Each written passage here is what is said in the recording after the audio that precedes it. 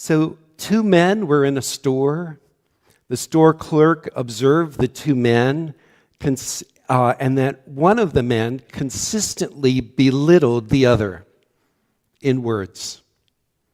The store clerk was stunned that rather than replying angrily or rudely back, that the other man replied in a matter-of-fact and kind tone to the one who belittled him. While the man who had just put down his companion was leaving the store clerk asked the man who remained, "How could you take this? How could you let him speak to you in that way?" The man looked at the store clerk and said, "If I reacted to him in the same way that he treated me, he would be controlling my responses. I would instead rather not feel controlled by him."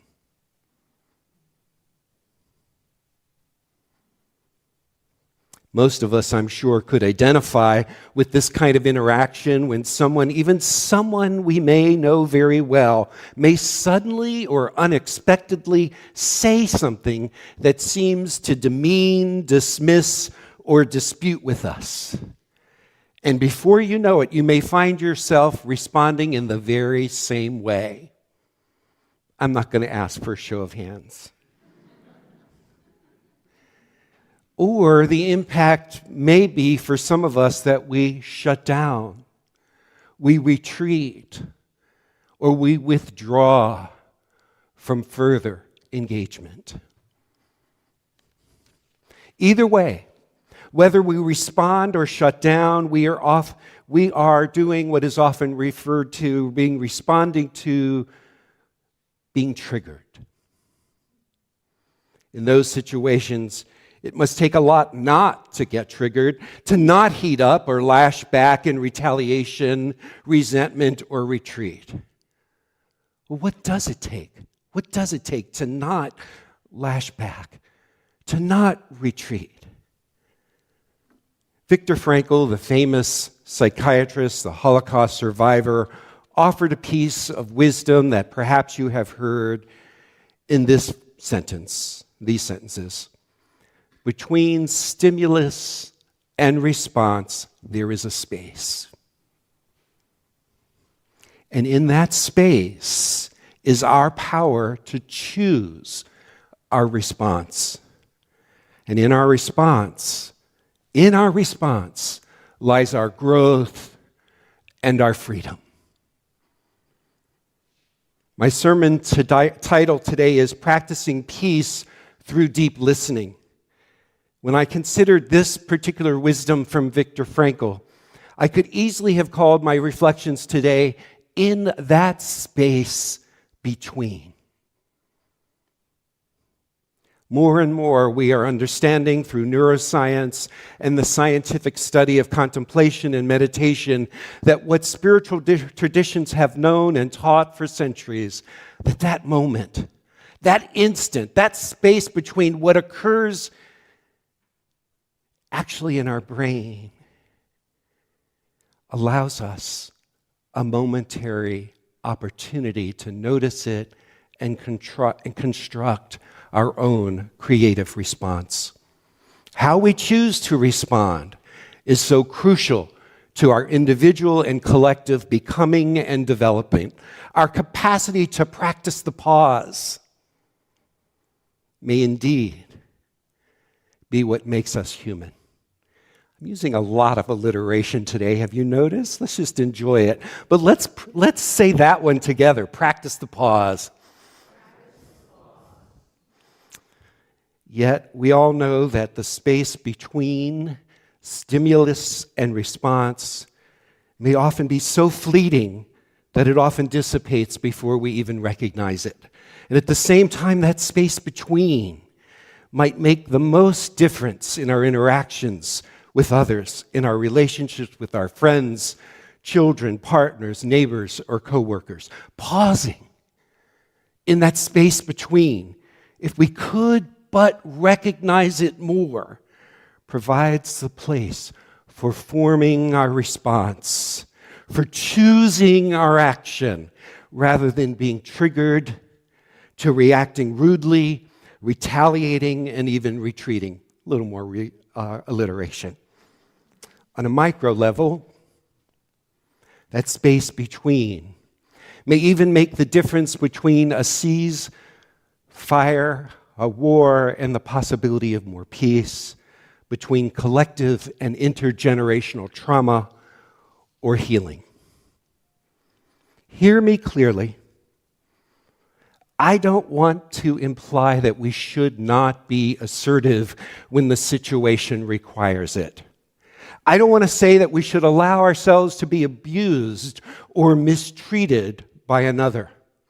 I don't want to imply that demeaning, dismissing, or discounting others is even allowable in our political discourse. It should not be tolerated, and we are meant to be more. Have I been clear? So, of course, we need to assert ourselves. Of course, we need to protect ourselves from harm. And of course, we need to call out when others are marginalized by hate and hateful speech. But what I am focusing on, however, is the more everyday, the ordinary opportunities that occur when, before we even know it, we get triggered. We heat up, we react, where harm could result, and a chance to shift, to transmute, and to transform that moment could easily be missed. The main point I want to make today is that we can cultivate the practice of recognizing and lingering in that space between a little longer, and utilize that space between stimulus and response as an opportunity for deeper listening to ourselves and to others. Before, during, and following a situation that could trigger us, we have the creative human capacity and imagination to utilize that space between for the cause of compassion and for the possibility of peacemaking. The prayer attributed to St. Francis that we used in our responsive prayer today gives us some hints on how to cultivate the richness and the repertoire of response in that space between stimulus and response. The prayer in its original form, as you recall, is a statement of setting some intentions preemptively. Where there is injury, let me sow pardon. Where there is doubt, let me sow faith. Where there is despair, let me sow hope. Where there's darkness, let me sow light. This prayer is often called a prayer for peace. Thich Nhat Hanh, the Buddhist teacher and monk, who knew directly so much the pain and the suffering caused by war in his own homeland during the Vietnam War, emphasized and engaged Buddhism that offered this particular translation of the Buddhist precept on the practice of right speech. So I will share this with you. Aware of the suffering caused by unmindful speech and the inability to listen to others, I vow to cultivate loving speech and deep listening in order to bring joy and happiness to others and relieve others of their suffering. Continues, knowing that words can create happiness or suffering, I vow to learn to speak truthfully with words that inspire self-confidence, joy, and hope. I'm determined not to spread news that I do not know to be certain, and not to criticize or condemn things of which I am not sure. I will refrain from uttering words that can cause division or discord, or that can cause the family or the community to break. I will make all efforts to reconcile and resolve all conflicts, however small. It's a lot to take in. It's a big vow. And of course, this is a vow. And a vow is just that. It's not certain that just because we orient ourselves towards a particular disposition that we will invariably able to conjure up the right speech at the right time, particularly in those times when we are threatened or hurt or scared or overwhelmed. We can't always transmute that energy of anger or hurt once we've begun to heat up. When we fail, we can learn from those situations about ourselves and about others. I think of a vow as an anchor, not a guarantee. A vow reminds us that when we are in our best state of mind or heart, this is how we want to respond. A vow reminds us that when we are in our worst state of mind or heart, this is how we want to respond. It's this disposition that we'd want to cultivate and return to again and again, so that the space between stimulus and response, we might be able to bring it forthrightly, faithfully, and directly. It requires practice. You agree with me? Okay, good, I'm not alone. Practice is honed through our successes and through our failures in fulfilling our intention or in fulfilling our vow. As an anchor, these precepts can be seen as a place to return to when we forget. As an anchor, these precepts can be a place to begin. As an anchor, these precepts of right speech can be a place to rest in the moment, in the heat of the moment. I like to think of a vow as an imaginary center line that is here, that is always here, that we can shift ourselves towards again and again, no matter how often we are out of kilter. We can find that imaginary center line and anchor ourselves in the deep intention of the vow. By the way, I've provided these precepts of right speech as offered by Thich Nhat Hanh as something you could take with you today following the service. It's on the table where the name tags are located.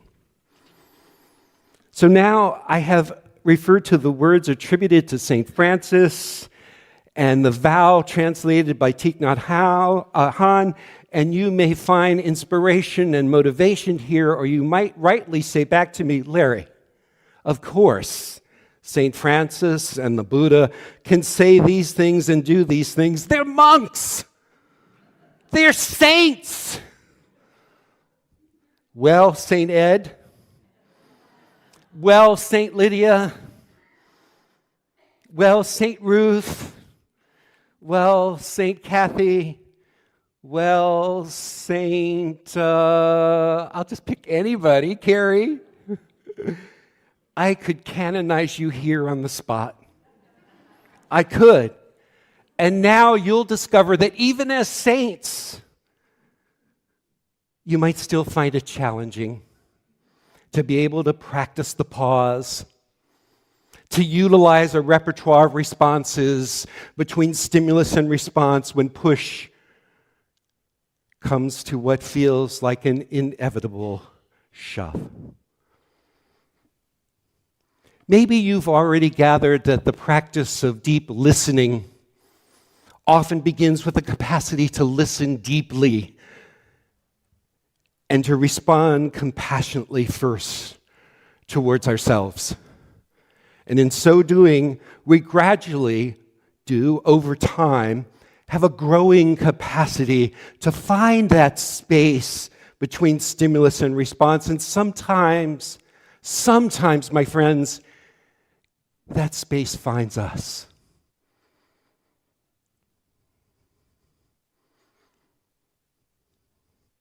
Then we do what we do, and what we may notice is that we have a greater capacity over time to understand that right speech might mean we are able to discern whether it's the right time to speak or whether it is not the right time to speak. For some of us, the challenge may be for us to not speak, since it might do harm. Or as the Quakers humbly ask, does it improve the silence? For some of us, the challenge may be to speak up. If we can enter into that space between, we might be able to discern what is right, the right thing for us to do in the moment. Let me give you some help. One teacher offers this helpful acronym to help us with our awareness and our discernment. Is this the right time to speak or not? The acronym is the word WAIT, W-A-I-T. Sometimes W-A-I-T might represent, why am I talking?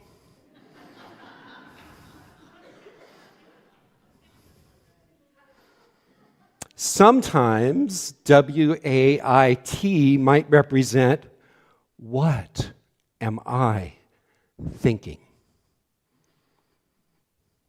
So the practice of deep listening includes listening first to ourselves. The practice of deep listening also obviously includes recognizing a way of being or doing that might interfere with our availability to truly listen to another.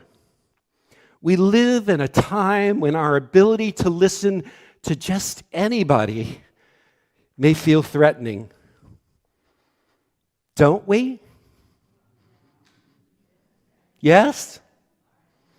Sometimes it does feel threatening. In the workshop that Adris and I facilitated yesterday at our church on everyday democracy, we emphasized that the public square, what some call third spaces, the places where we interact with others who are different than us, that have different experiences and perspectives than us, are fastly diminishing and are oftentimes feeling less safe. So many social patterns and political dynamics may mean that we are all impacted one way or another by the tendency towards polarizing into groups of people who think like us, towards tribalizing with people who reinforce our own ideas, that can often lead to the crystallization of our own opinions on either side of an issue. In his book, 7,000 Ways to Listen, Staying Close to What's Sacred, Mark Nepo, the poet, the philosopher, points out that we are faced with what he calls, quote, an archetypal choice between love and fear. Nepo elaborates, when fear governs us, we look for sameness and we confirm only what we already know. When love governs us, then I don't want you to be me. I've had enough of me. Then I am safe enough to say, thank God you're not me. Share what you know. Then together, we knit together the fabric of humanity. Then together, we knit together the fabric of humanity. Ironically, when Mark Nepo sat down to write the book that became 7,000 Ways to Listen, he realized that he was experiencing hearing loss. It had been happening over a long time, and he kept postponing getting his hearing test. He writes, mysteriously, those of us losing our sight are somehow compelled to a deeper seeing, as those of us who are losing our hearing are somehow compelled to a deeper listening. And those of us losing heart are somehow compelled to a deeper sense of feeling if we can only keep the rest of us open. So when he finally went to get his hearing test and then a month later picked up his new hearing device, he realized what had been out of his awareness, and now it came through loud and clear, we might say. He draws this lesson from his experience for all of us. There is no equivalent hearing test for deep listening. We don't have an instrument other than our heart to know whether we are truly connecting or not. But we do. We do have the capacity to recognize, to realize, and to awaken to what is out of our awareness. Being able to accept what is out of our own awareness is perhaps the biggest challenge in truly listening to one another.